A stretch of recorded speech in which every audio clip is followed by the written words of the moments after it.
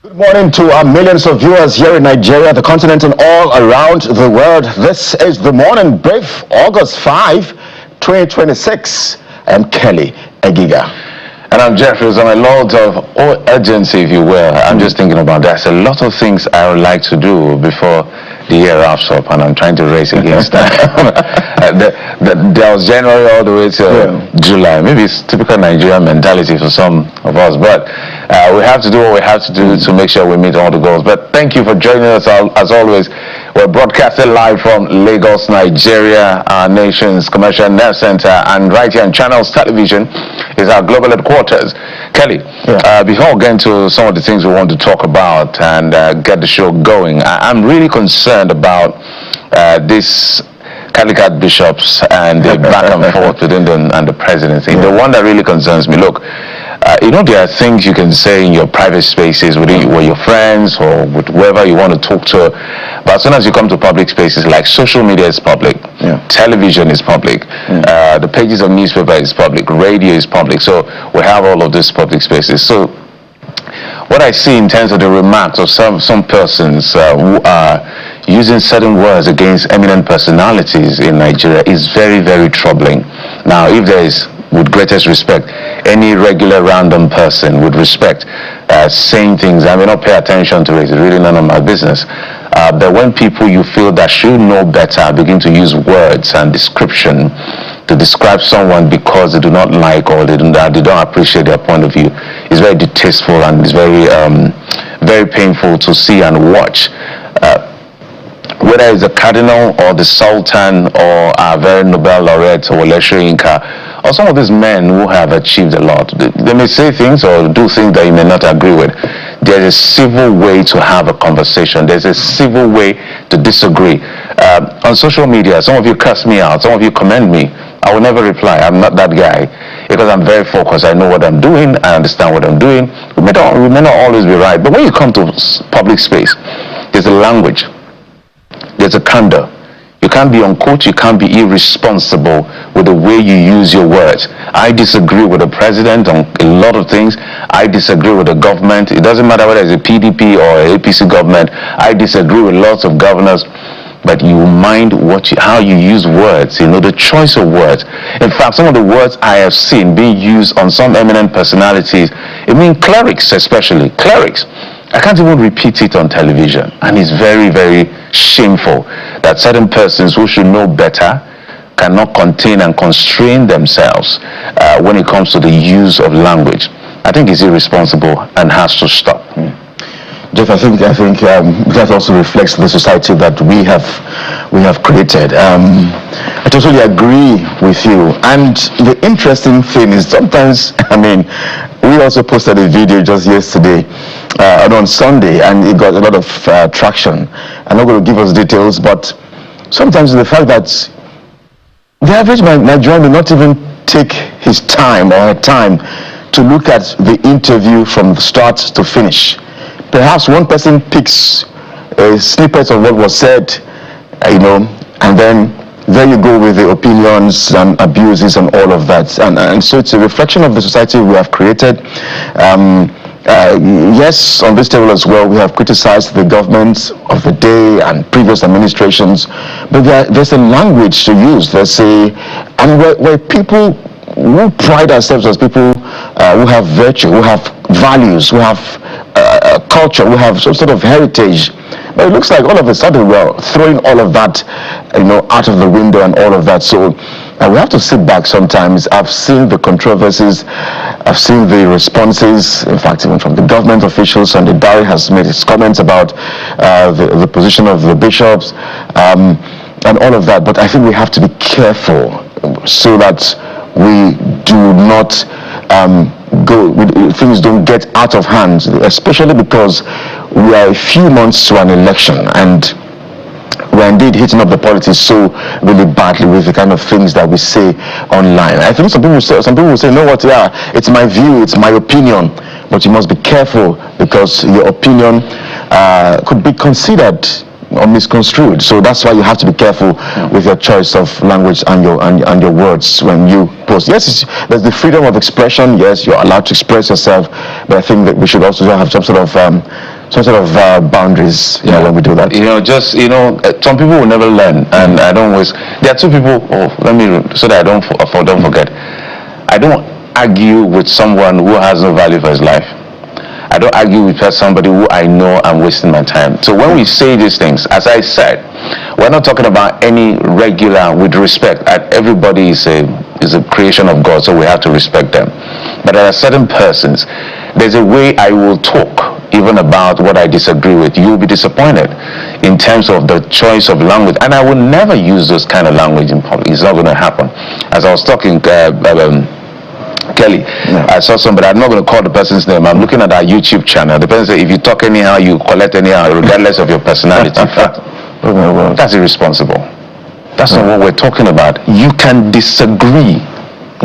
I disagree with a lot of the people I respect when I disagree with them. But that's disagreement. Don't disrespect them. That's just what we're saying. Disagree sharply. You cannot hold it. That's your position, and it's within your right to do so. But let's go on to what the president has done that is commendable. Increment between 30 to 80% to over 250,000 of our troops. I think this is a good one coming in from the presidency and the president himself. There are a lot of moving sides. First, it was the expansion of the divisions from 8 to now 12 with 4 additional ones, which is supposed to help us have more boots on the ground, response time, forward basis, so that all of the things that we complain about, because one of the problems we have is the issue of corruption, the issue of complicity, the issue of men on the ground, the issue of response time. So the administration perhaps is trying to look at all sides, but more importantly, the issue of welfare and remuneration. As a matter of fact, Kelly, I just got a message, was it yesterday, of some persons who are retired military officers who are complaining that the promise of pay increase that they had from the president, they haven't seen an implementation yet.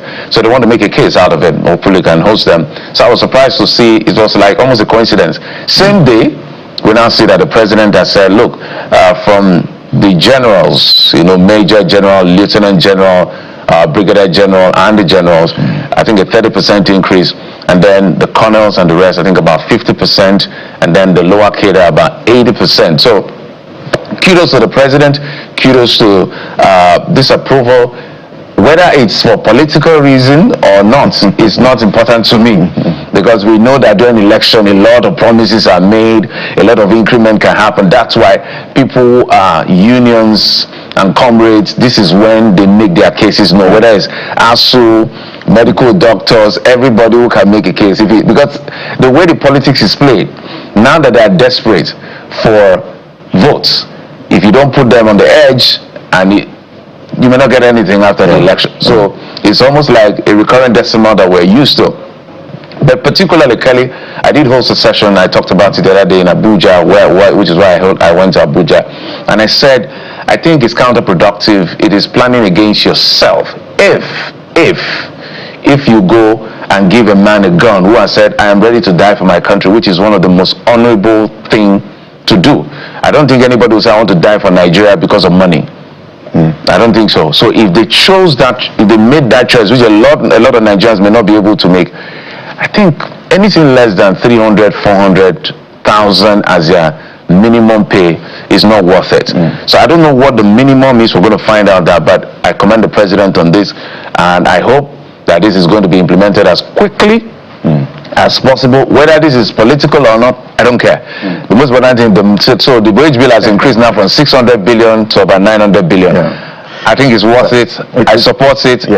If you want to increase it more, we will back you, Mr. President. This is absolutely commendable.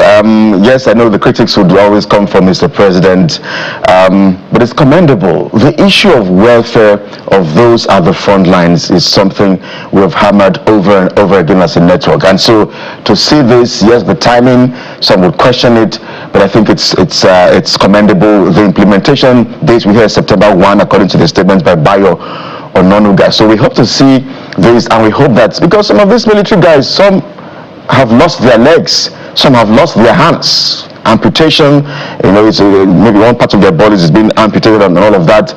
Some have lost their lives. They've paid the ultimate price. And someone who perhaps knows someone who lost a father or a brother or a husband, and vice versa. So I think it's really commendable.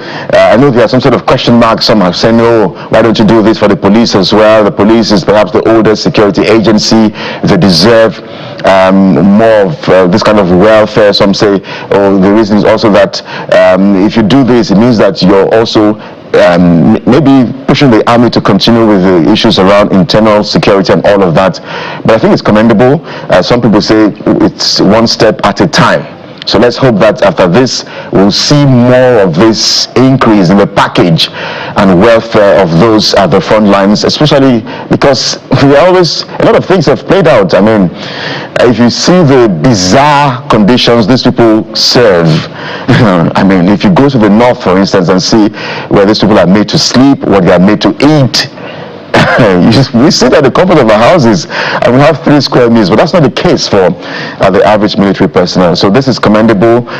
Some, again, who criticize President Bola Tinubu, but I think, he's a master strategist. Hate him or you like him. There's a former president who built, I think, 9 or 10 tertiary institutions and maybe 2 in the south. He built 9 or 10 in the north and built 2 in the south. Perhaps people said he was going to use that to appease the north. But he lost an election. So President Bola Tinubu is a master strategist and he knows how to play the game. If this is for the game, I do not know, but because it affects the welfare of the military officers, we are in total commendation for this one. So let's tell our servicemen, thank you for your service. Yeah. For you to pick up arms, whether you are the policeman or you're the military or the DSS, there are sacrifices you have made that we will never know. They're not the best equipped security officials in the world. They're not the best of them. Let's say this clearly and here and now. We are aware there are sacrifices you will make and you have made. That nobody will ever come and say thank you. In fact, you'll be blamed for the little ones you've done. I'm not saying you're perfect. I'm not saying you are excellent. No. I'm saying that you have committed your life to the preservation of law and order and the sovereign integrity of our country. We will never, as a country, as a people, take it for granted. So when we are critical of you, it's because we have high expectation of you.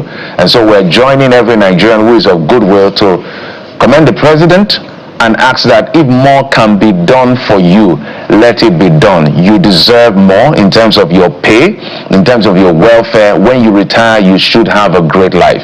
So thank you for your service. For every one of you who are military persons, policemen, DSS, the list goes on. Thank you. We appreciate you. This is a rarity most of the time you hear, but we will continue to say thank you. We have not lost sight of what you are doing for our country. We expect more, but whenever it's time to say thank you, we will always say thank you, because it's not easy to say you want to die for your country. It's not easy. Well, before we get to the papers, guys, the Operation Gazelle too. Well, in 2023, Nigeria was struggling with our FX.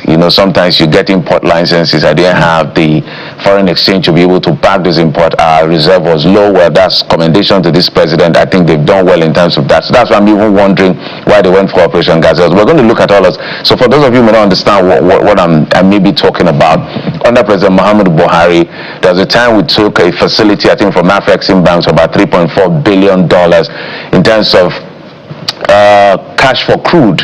So it's not as if they were giving us dollars so that they will get it back in crude. So it was like forward sales in that kind of scenario. It was supposed to be for 5 years and there were terms.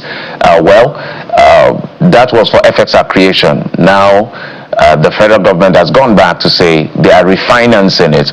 I think we had paid about 1.5 billion of what of it, remaining 1.5. So they are refinancing it to now make it 4.5, such that 1.5 covers the old one, and then 3 billion, a new facility to help, our priority areas in our public finances. That's on one hand. On the other hand, they've also repurposed it such that I think we're committing about 90,000 barrels a day. I think it's going to be about 78,000 barrels a day. There are so many questions to ask when it comes to this in terms of interest, in terms of why this is happening, even when we have a good reserve. So the economists will be here to help us break it down. So our job is to bring you up to speed with what the numbers are saying. Kelly, you got anything on this? Yes, I think for me it's the words of it's an additional loan, but this time we're paying back with accrued oil. That those who question it really, but the words of the vice president is what struck me, and for me that's where my interest lies. I'm trying to see if I can pull out the exact words of the vice president yesterday at the NEC. After the NEC, he said that. Government policies are often heard before they are seen. Speak through the price of food, condition of hospitals, records in schools, strain on families, the confidence of those who invest their labor in the nation's future, and very importantly, the ambitions of state governments. And Yadeda also said that, or called for a responsive, scalable, and data-driven social protection policy to tackle multi-dimensional poverty in Nigeria. That is my interest. The policies are good, but the interest for me and my concern is that when you do all of these things, when you do all of these, your policies and all of that, let it translate to the cost of living, as you've rightly said. Scaling up that social protection, but for me that is where my interest is, that you do all of this and the average Nigerian feels the impact of this, your FX, of this, your gross domestic product, whatever it is. Let the average Nigerian feel the impact, because that's where the question marks are for many Nigerians. The fact that when you do all of these things, it looks good, it sounds good on paper, but the reality is on ground. The headwinds are biting really hard. So I'm happy that the vice president said that.